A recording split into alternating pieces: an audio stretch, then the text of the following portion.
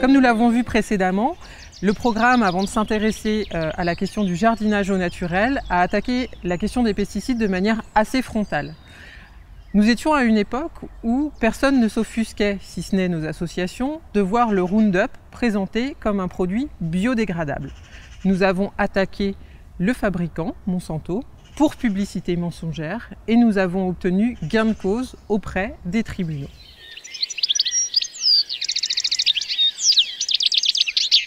Les pesticides sont des produits qui sont présents dans notre environnement, dans tous les compartiments. On pourrait même dire omniprésents. Ils sont présents dans le sol qui produit notre alimentation, dans l'eau que nous buvons, dans l'air que nous respirons. Nous sommes donc multi-exposés.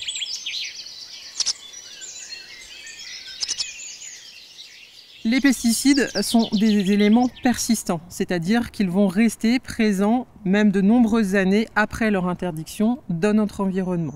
Les pesticides sont responsables de la destruction de la biodiversité, soit de manière directe, c'est-à-dire la mort tout simplement, soit de manière indirecte. Ils vont engendrer des effets sur les populations d'insectes ou sur les végétaux qui vont conduire par exemple à des malformations, à des difficultés au niveau de la reproduction. Et ce sont aussi des effets que l'on peut constater sur l'être humain. Certains de ces effets, la maladie de Parkinson par exemple, sont aujourd'hui une des maladies professionnelles reconnues en lien avec l'utilisation des pesticides. Les pesticides s'accumulent aussi dans la chaîne alimentaire, dont nous sommes le dernier maillon.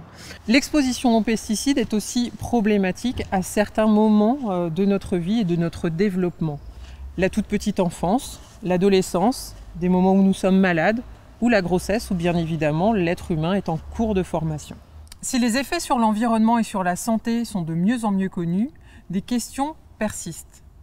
Les effets cocktails existent-ils? Les molécules, quand elles sont mises ensemble dans l'environnement, ont-elles des interactions? Est-ce que les effets sont démultipliés? Est-ce qu'ils s'annulent? Personne ne sait aujourd'hui répondre à ces questions.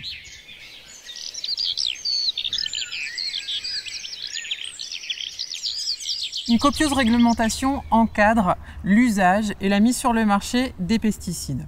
Si l'on peut considérer que la réglementation autour des pesticides est insuffisante, elle prévoit néanmoins un certain nombre de dispositions empêchant leur usage à proximité de lieux comme les points d'eau ou comme des établissements recevant des personnes vulnérables.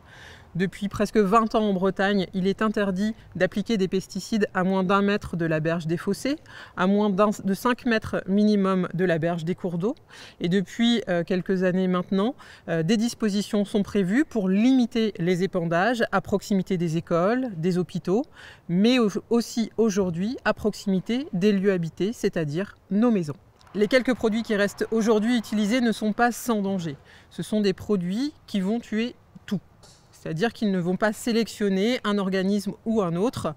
Par exemple, si l'on veut se détruire un puceron en mettant un insecticide, potentiellement on détruira aussi la coccinelle qui aurait pu nous aider justement à se débarrasser des pucerons. Donc utiliser des produits qui tuent tout est une hérésie complète quand on veut jardiner avec le vivant.